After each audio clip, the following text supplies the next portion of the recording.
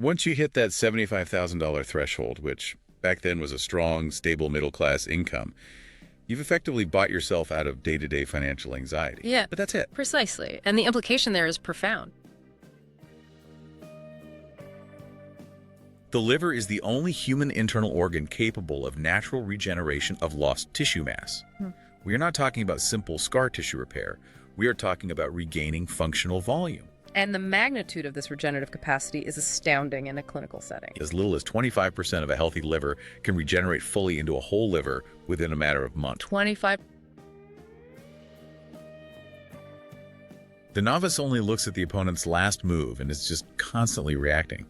But the grandmaster is thinking 5, 10 moves ahead, factoring in the opponent's whole strategy. And economists realize that assuming everyone was an eternal novice was, well, it was irrational.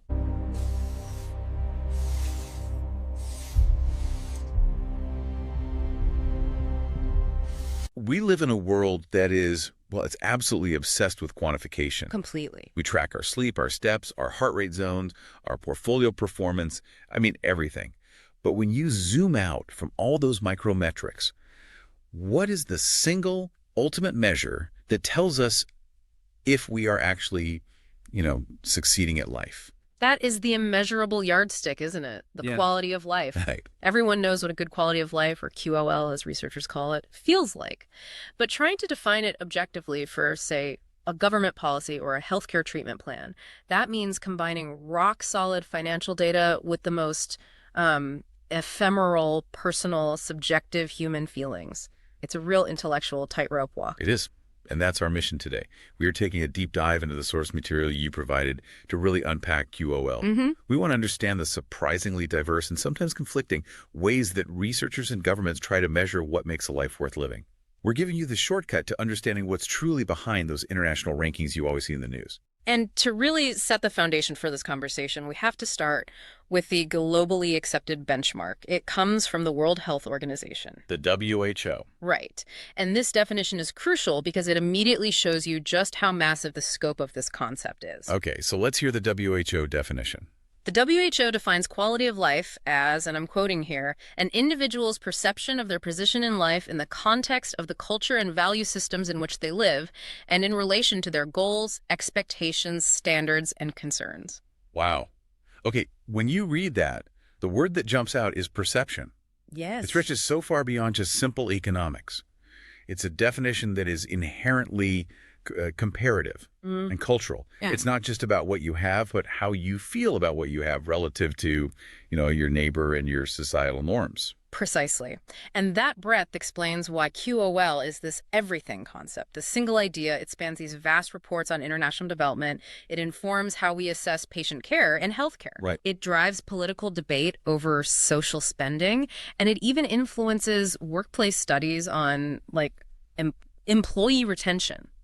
If you are trying to measure human well-being anywhere, you're probably invoking quality of life. And that inherent breadth, that's why researchers have spent decades trying to deliberately move beyond just standard financial metrics. Things like standard of living, GDP per capita, they're important. Of course. But they only tell a tiny fraction of the story. They capture economic potential, maybe, but they completely fail to capture the human experience itself. That's the key distinction. If we look at the standard indicators, the inputs used by major organizations to gauge QOL, you see this wide ecosystem of data points that go far beyond just wealth. So what's on that standard checklist? What are they looking at? Well, the comprehensive list usually includes hard metrics like wealth and employment status, sure. But then it rapidly shifts into these more qualitative metrics, the quality of the environment, both physical and mental health, education access, recreation and leisure time, social belonging, safety, security, and of course the essential aspect of political freedom. And sometimes researchers even try to integrate religious beliefs or spiritual fulfillment depending on the culture. That is a staggering amount of data to try and harmonize. It sounds like you'd need some kind of grand unified theory just to organize it all. And people have tried. Which brings us to the structure proposed in the Applied Research and the Quality of Life journal. I think it's often referred to as the engaged theory. This isn't just a checklist. It's more of a framework for how these elements interact. It is. It's a genuinely comprehensive view. The engaged theory, it posits that QOL can't be understood in isolation. It's seen through four core interlocking domains. You can think of them as the four pillars that hold up the quality of a human life. And those four pillars are? Ecology, economics, politics, and culture. Okay, so ecology, that's your physical surroundings, environmental health. Makes sense. Economics, your financial stability, obviously. Politics covers governance, freedom, security. But that last one, culture, that's where the definition really, really deepens. It moves QOL so far beyond just the functional aspects of survival. The culture domain is where that subjective reality from the WHO definition really lives. It recognizes that our perceived position in life is built on shared values and identity. The subdomains listed under culture are just.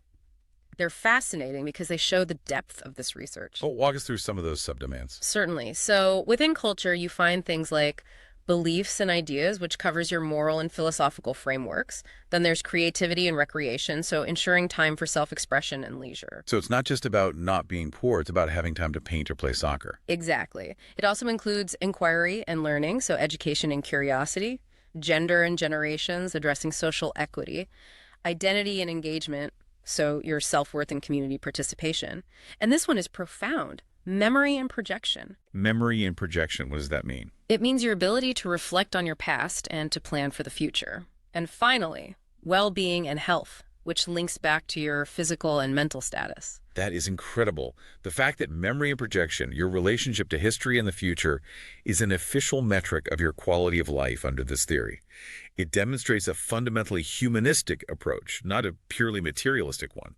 But how on earth do you quantify something as abstract as identity and engagement? Well, they typically use validated survey instruments. They employ, scaling questions. So for identity and engagement, a survey might ask something like, to what extent do you feel respected as an individual in your community on a scale of 1 to 10? I see. Or how often do you participate in collective decision-making?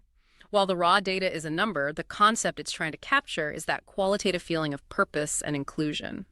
That helps bridge that gap between the philosophical idea and the need for scalable data.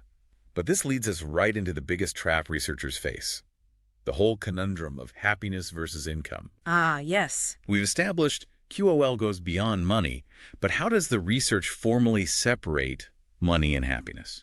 We have to be really clear here. Happiness, while it's part of QOL, is subjective and notoriously difficult to measure consistently across different people and time periods. And what's more, researchers found something that really challenges a core capitalist assumption. Which is? Happiness does not necessarily increase correspondingly with the comfort that comes from increasing income, especially after your basic needs are met. So the marginal utility of wealth for just, being content, it diminishes pretty rapidly. Exactly. Therefore, the standard of living, which is a purely financial measure, like owning a certain car or a certain size house, it should not be automatically taken as a proxy for happiness. Once you achieve a certain level of financial stability, simply earning more money stops moving the needle on your daily contentment. And that realization forced researchers to refine how they measure things, right? Which leads us to some fascinating modern distinctions in well-being. It did. Okay, let's unpack this distinction, because I think this is where the major aha moment happens for a lot of people. Researchers basically stopped looking for one big happy feeling and started looking for two different things. Correct. When trying to quantify personal well-being today, researchers make a very clear separation between two distinct aspects. The first one is emotional well-being. Right. This is your immediate lived emotional reality. It's the quality of your everyday emotional experiences.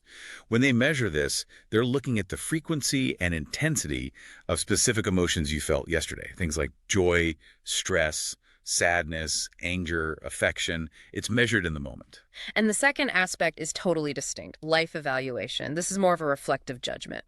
Respondents are asked to step back from their daily grind, to think about their life in general, their achievements, goals, status, and evaluate against a scale. Usually that 1 to 10 ladder scale, right? Yeah. Where 10 is the best possible life. Exactly. The Cantrell letter scale. It's measured through conscious, considered reflection on your whole life trajectory. So emotional well-being is how stressed I feel right now because I missed a deadline. Yes. And life evaluation is how I feel about my career in general.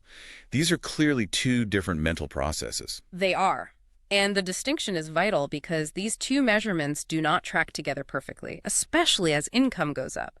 This was demonstrated by that famous 2010 Princeton study. Let's dive into that. The Princeton research on about 1,000 U.S. residents. How did income affect these two different types of well-being? The findings were incredibly instructive. So let's start with life evaluation. Researchers found that life evaluations rise steadily with income with virtually no ceiling. No ceiling at all. Pretty much. The wealthier people were, the better they rated their lives against that 1 to 10 scale. It suggests that when people reflect on their status and their security, accumulating more wealth gives them a greater sense of achievement. It leads to higher life ratings, even for millionaires and billionaires. So that aspirational goal of constantly improving your status is real, and it shows up in the life evaluation metric. Absolutely. But now for the surprising part, which relates to the emotional daily experiences. They level off. The study found that the quality of people's reported daily emotions, so the frequency of joy, the reduction of sadness or stress, it hit a very obvious plateau. What was that dollar figure threshold back in 2010? It was approximately $75,000 per year. The study concluded that income above this level did not lead to significantly more experiences of daily happiness, nor did it offer further statistical relief from daily stress or sadness. So once you hit that $75,000 threshold, which back then was a strong, stable middle-class income, you've effectively bought yourself out of day-to-day financial anxiety. Yeah, But that's it. precisely. And the implication there is profound. Money can buy you the relief necessary to eliminate the emotional distress that poverty causes. Below that $75,000 level, respondents reported a sharp decrease in happiness and a stuck increase in daily stress. The researchers suggested the mechanism is that poverty exacerbates the pain of life's misfortunes. Explain that. I mean, if you get divorced, divorce is painful no matter how much money you make. That's true, but think about the operational reality of it. If you get a severe illness or your marriage ends, that is existential pain, no doubt. But if you're earning well above $75,000, you can hire support, you can take time off work, you can pay for excellent medical care without going bankrupt. You can keep your house. You can keep your house. The existential pain is there, but the daily emotional stress of choosing between medication and rent is gone. But if you're below that security level, you're not just dealing with the grief of the divorce. You're simultaneously worrying about legal fees, losing insurance, potentially moving. The daily financial anxiety just compounds the existential stress. Exactly. The $75,000 ceiling suggests that once you achieve the stability that removes that daily financial worry, you've hit the limit of money's ability to improve your daily life. Any more money might make you rate your life better on that ladder. A higher life evaluation. But it won't make you feel happier moment to moment. Your emotional well-being has plateaued. That perfectly illustrates why QOL has to balance both the objective data financial stability and the subjective emotional reality.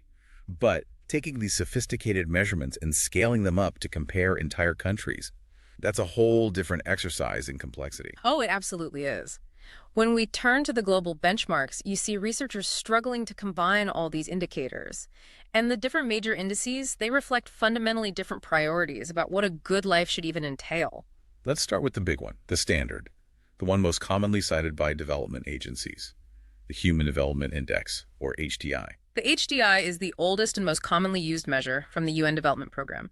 Its whole mission is to quantify the options available to individuals in a given society.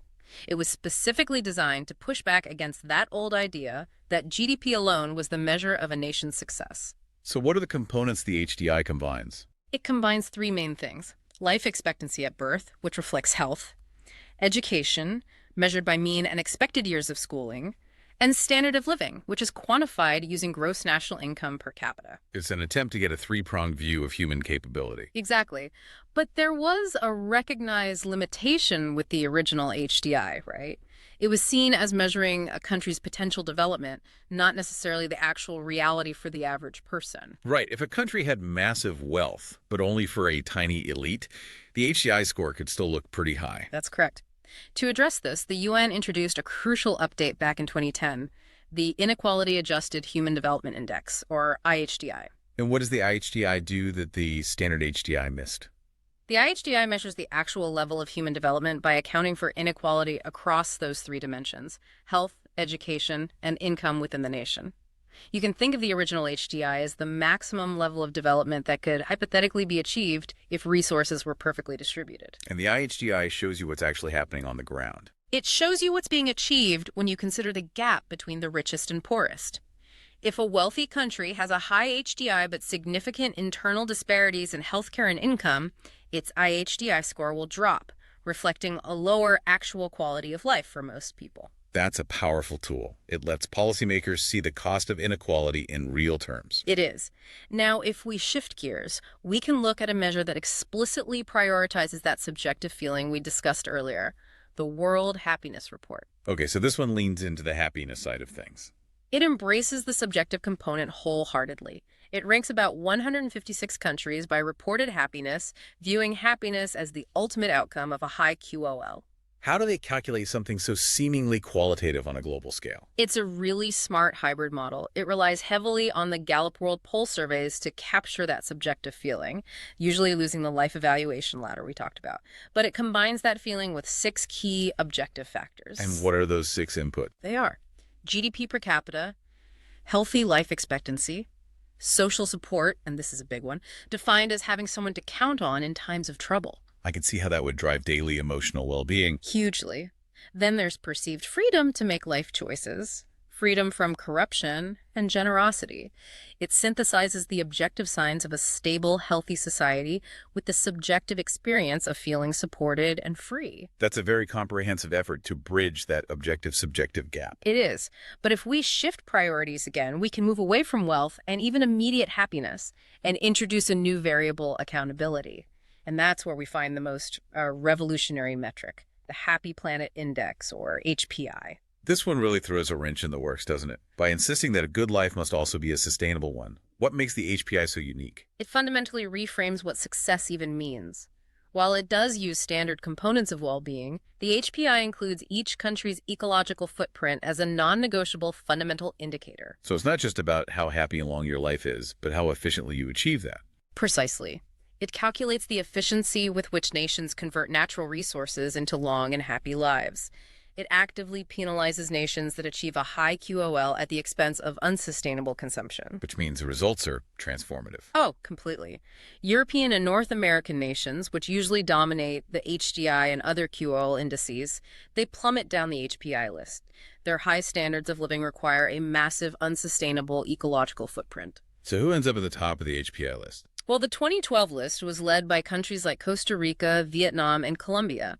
These nations were managing to achieve relatively high well-being and life expectancy while operating with a significantly lower environmental impact.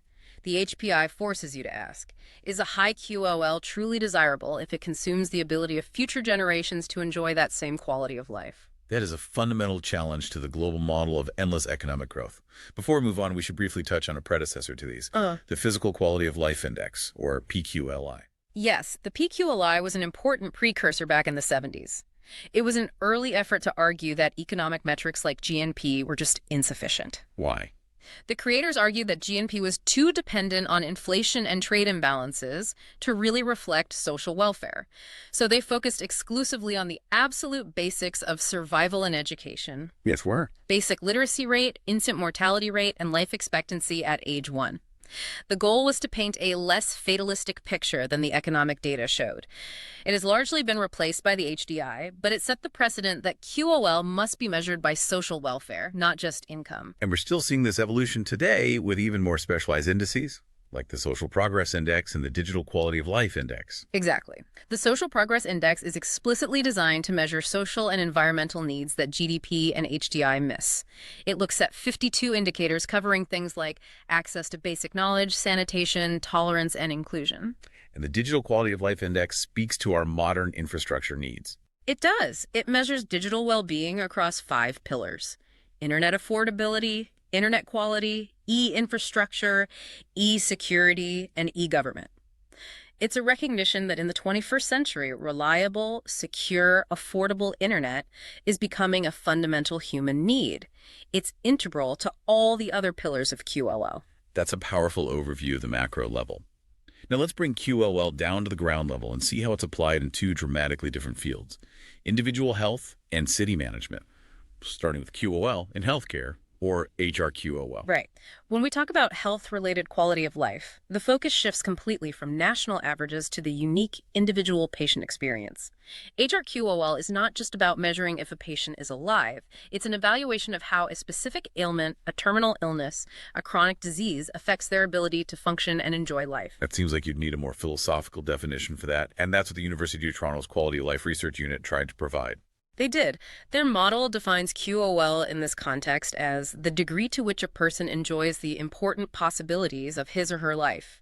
Now, that sounds abstract, but they make it very actionable by breaking it down into 3 domains. Let's break down that Toronto model: being, belonging, and becoming.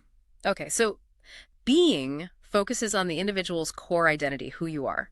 This includes physical being, so health and mobility, psychological being, things like self-esteem and control, and spiritual being, so your values, your purpose, your hope. Then you have belonging, which is the connection to the external world. Correct.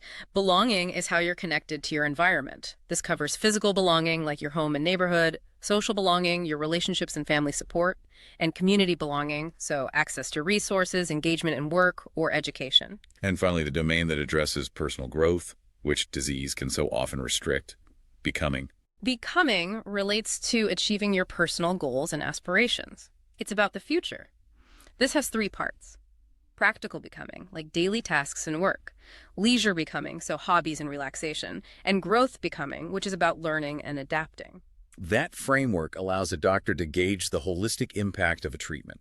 It's not just about whether your vital signs are stable, but can you still engage with your family, pursue hobbies, maintain your self-esteem? Exactly. And that framework is also why many clinicians use a simpler alternative measure, defining HRQOL as the patient's ability to enjoy normal life activities.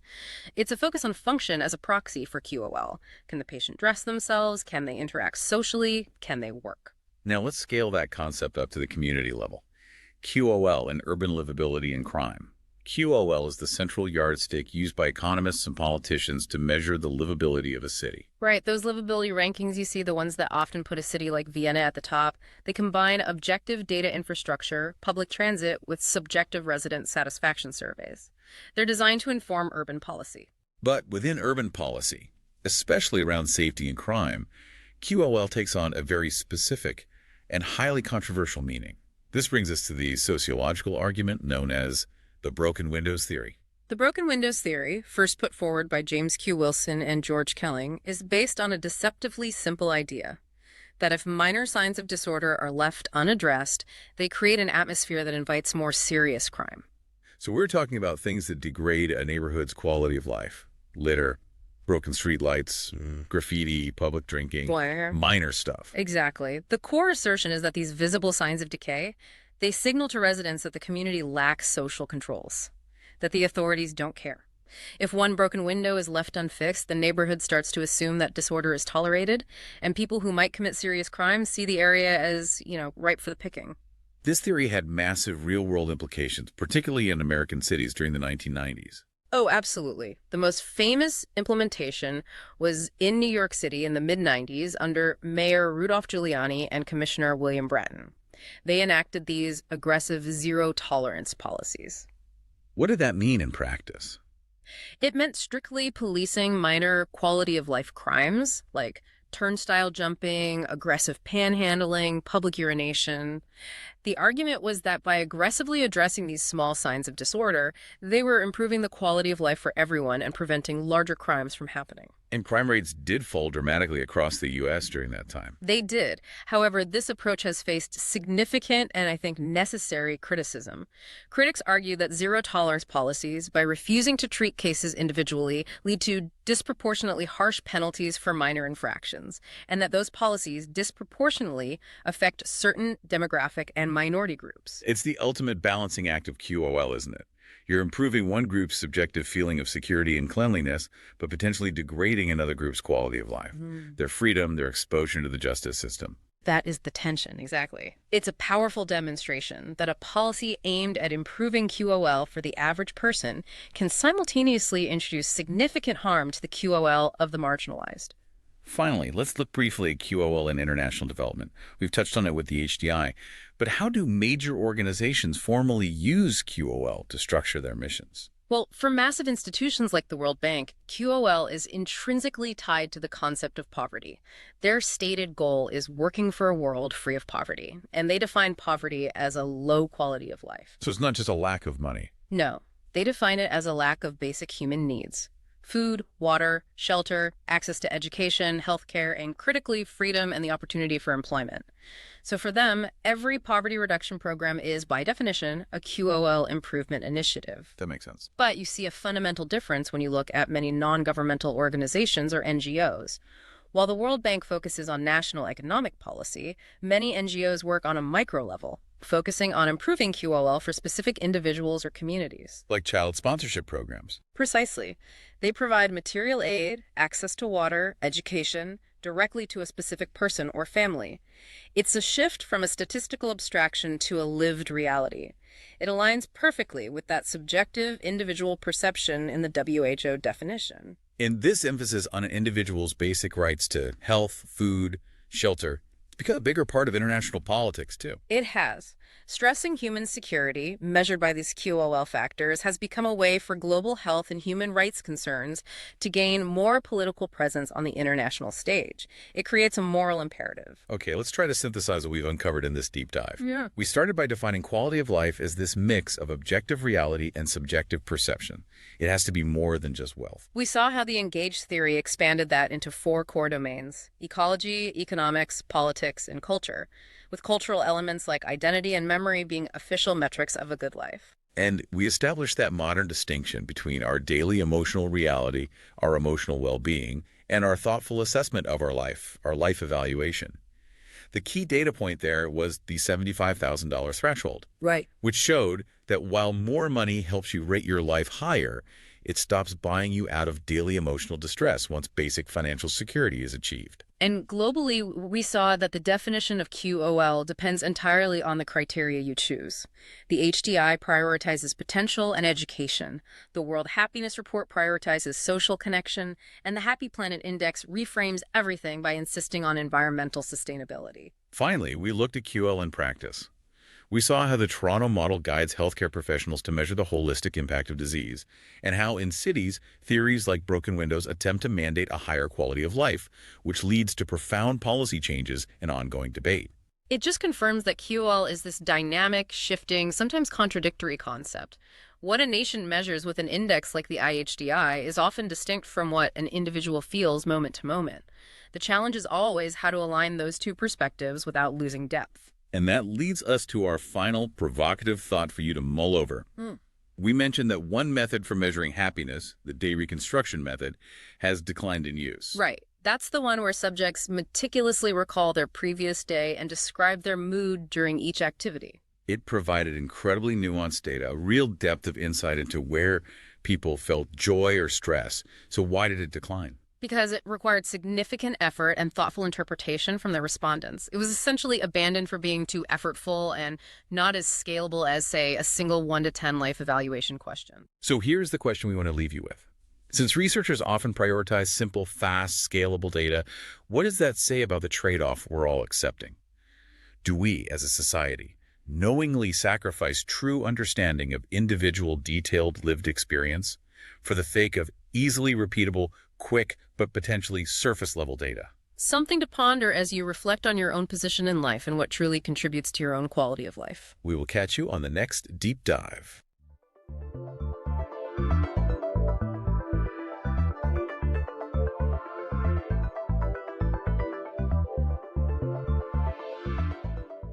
Welcome back to The Deep Dive.